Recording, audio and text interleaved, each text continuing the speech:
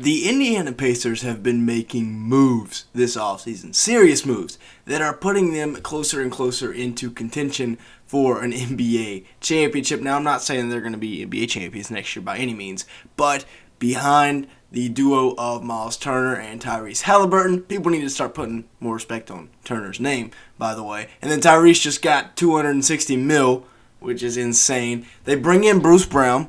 They draft Jarace Walker with, I believe, technically the 8th overall pick. And then they get Ben Sheppard late in the first round, which I'm a big-time fan of. And then at 55, they get Isaiah Wong, who I had ranked in the mid-30s. So a couple of steals right there. We're going to be talking all about the Indiana Pacers and how good their offseason has been thus far as of July 2nd at 2:30 p.m. But before we get started, make sure to like button, leave me a comment down below, and hit the subscribe button. 97% of my audience is not subscribed to the channel, and hey, it takes like 3 seconds. It'd mean a lot to me, so hit that subscribe button, turn on the post notifications. This is the place you want to be for the NBA offseason. Now, with that being said, let's go ahead and get started. Big time money for Bruce Brown. 1+1 deal, which means he has a team option on the second year for $22.5 million a year. And while that could be a bit of an overpay, he was huge this year for the Denver Nuggets. When it came to their NBA championship, he was their big-time X factor. Coach Mike Malone said he was essentially their sixth starter.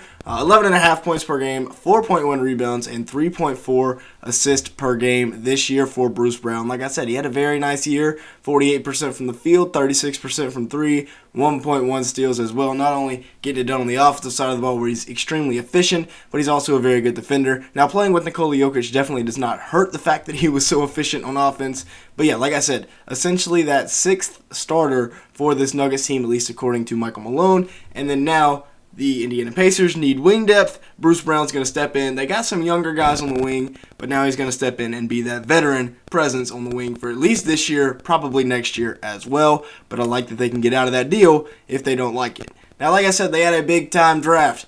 Is Jarace Walker the new starting power forward? I'm not sure if day one he's coming in to take that job. You know, they bring in Obi Toppin, they have Jalen Smith, so maybe he's not day one the starting power forward. Again, he is still very raw at like 20 years old, still super young. We're coming right out of Houston after his freshman season. But he is definitely the long-term answer at the 4. I really like Walker. He's got the ideal length, the ideal athleticism, the ideal weight, height, speed, whatever you want to say. He's got it when it comes to that NBA prototype. And he's a guy that I think is going to be a great fit in the front court with Turner.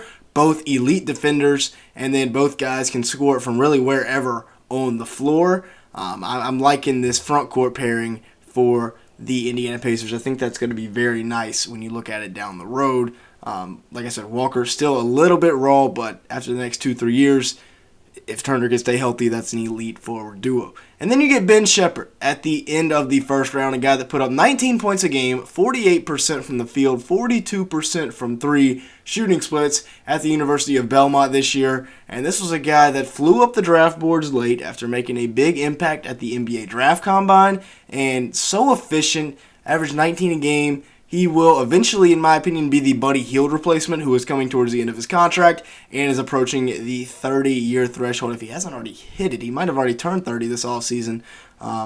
But yeah, Ben Sheppard is eventually going to be that Buddy Hield replacement in terms of the flamethrower that they can bring off their bench. And then Isaiah Wong out of the University of Miami. I was a big-time fan of him. I've watched him carve up my NC State Wolfpack for the last 4 years now. I think he's elite value at 55. This is a guy that I just have always felt like he's going to make it in the league. He's got the shot making, the passing to do it. Another backup point guard. I know they have Nembhard, but he's a guy that can come in. You know, injuries happen throughout an NBA season. I believe they've brought back TJ McConnell, but, you know, maybe down the line he can be that backup point guard. We'll see.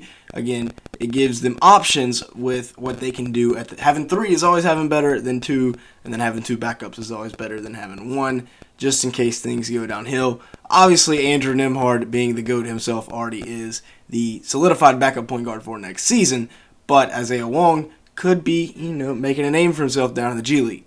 The Pacers also got away with a big-time steal in the addition of Obi Toppin for just 2 second-round picks being sent to New York. They could have been the 2 second-round picks that they got from Sacramento. I'm not exactly sure. But the former number 9 overall pick, yeah, for 2 second-round picks is huge. I mean, he was the number 9 overall pick 3 years ago. 7.5 points a game, 2.8 rebounds, and 1 assist.